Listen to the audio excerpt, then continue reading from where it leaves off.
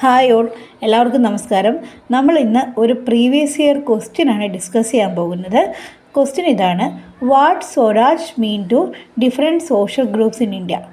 നമ്മുടെ second chapter ആയിട്ടുള്ള rise of nationalism in India എന്ന് പറയുന്നതിൻ്റെ അകത്തെ ഒരു മുൻവർഷ ചോദ്യമാണിത്.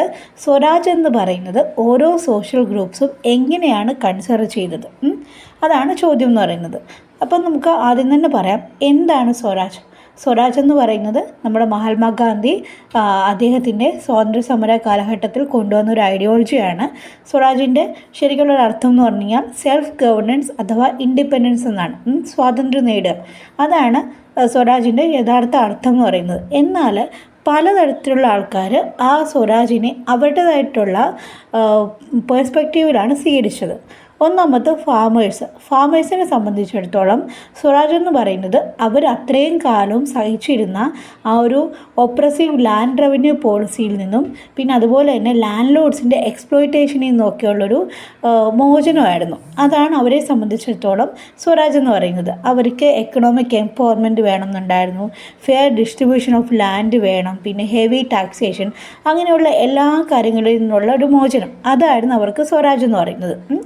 അടുത്ത് വരുന്ന ഇൻഡസ്ട്രിയൽ വർക്കേഴ്സിനെ സംബന്ധിച്ചിടത്തോളം എന്തായിരിക്കും, അവർക്ക് അവരുടെ ഫാക്ടറിയിലെ എക്സ്പ്ലോയിറ്റീവ് ആയിട്ടുള്ള വർക്കിംഗ് കണ്ടീഷനിൽ നിന്നുള്ള സ്വാതന്ത്ര്യം, അതായിരുന്നു ഇൻഡസ്ട്രിയൽ വർക്കേഴ്സിനെ സംബന്ധിച്ചിടത്തോളം സ്വരാജ് എന്ന് പറയുന്നത്. അവർ ഫെയർ വേജസിന് വേണ്ടിയിട്ട് ഡിമാൻഡ് ചെയ്തു, പിന്നെ റെസ്പോൺസിബിൾ വർക്കിംഗ് അവേഴ്സിന് വേണ്ടിയിട്ട് ചോദിച്ചു, ഇംപ്രൂവ്ഡ് ലിവിങ് കണ്ടീഷന് വേണ്ടിയിട്ട് സമരം ചെയ്തു. അപ്പം ഈ പറയുന്ന ഈ ഒരു സ്വാതന്ത്ര്യമായിരുന്നു അവർക്ക് സ്വരാജ് എന്ന് പറയുന്നത്. Workers aimed for the right to form trade unions, collective bargaining power and an end to child labour, ഇതായിരുന്നു അവരെ സംബന്ധിച്ചിടത്തോളം സ്വരാജ്.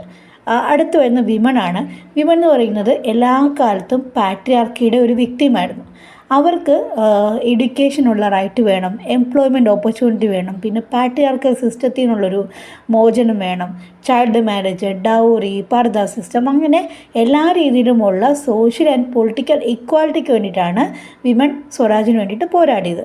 സ്റ്റുഡൻസും യൂത്തും എന്താണ്, അവർ നല്ല എഡ്യൂക്കേഷന് വേണ്ടിയിട്ട് പോരാടി, പിന്നെ അതുപോലെ തന്നെ അവർ പിന്നെ നോളജിന് വേണ്ടിയിട്ട്, പിന്നെ കരിയർ ഓപ്പർച്യൂണിറ്റി, ഗുഡ് ഗവർണൻസ്, അതൊക്കെയായിരുന്നു അവരുടെ നോഷൻ എന്ന് പറയുന്നത്. പിന്നെ അൺടച്ചബിൾസ് എല്ലാ കാലത്തും ഇതുപോലെ കാസ്റ്റ് ബേസ്ഡ് ഡിസ്ക്രിമിനേഷനും അൺടച്ചബിലിറ്റിയൊക്കെ സഹിച്ചുകൊണ്ടിരുന്ന ആൾക്കാരായിരുന്നു.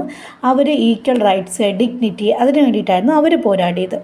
അപ്പം ഈ പ്ലാന്റേഷൻ വർക്കേഴ്സ് അതുപോലെ തന്നെ പ്ലാന്റേഷൻ വർക്കേഴ്സ് അവർക്ക് ഇൻലാൻഡ് ഇമിഗ്രേഷൻ ആക്ട് എന്ന് പറയുന്നൊരു ആക്ട് ഉണ്ടായിരുന്നു. അത് പ്രകാരം അവർക്ക് വീട്ടിൽ പോകാൻ പറ്റില്ലായിരുന്നു. അപ്പോൾ അവർ വോട്ട് ചെയ്ത് ആ ഒരു സ്വരാജിന് വേണ്ടിയിട്ടായിരുന്നു. അപ്പം ഇങ്ങനെ ഓരോരുത്തരും അവരുടേതായിട്ടുള്ള ഒരു കൺസെപ്റ്റ് ഓഫ് സ്വരാജാണ് ഓരോരുത്തർക്കും ഉണ്ടായിരുന്നത്.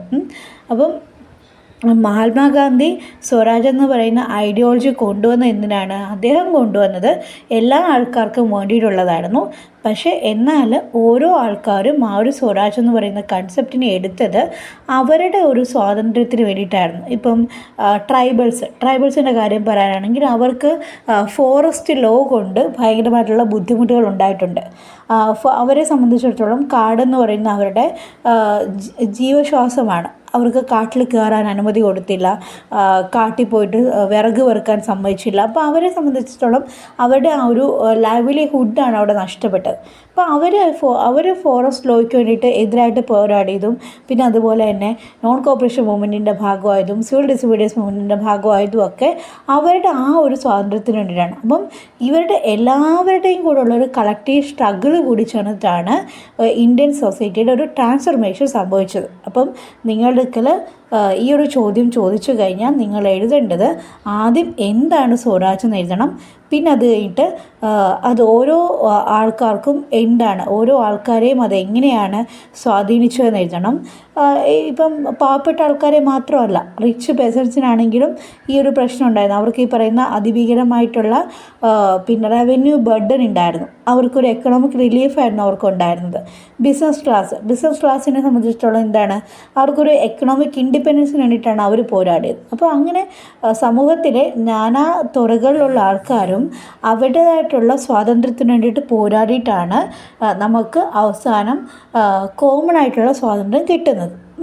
ഓക്കെ, അപ്പോൾ സ്വരാജിനെ കുറിച്ച് പറയുന്ന ഒരു ക്ലോസിങ് ലൈൻ എന്ന് പറയുന്നത് swaraj was not just one dream, it was many. അങ്ങനെ പറഞ്ഞിട്ട് വേണം നിങ്ങൾ കൺക്ലൂഡ് ചെയ്യാൻ. അപ്പം ഇത് മനസ്സിലായി എന്ന് വിചാരിക്കുന്നു.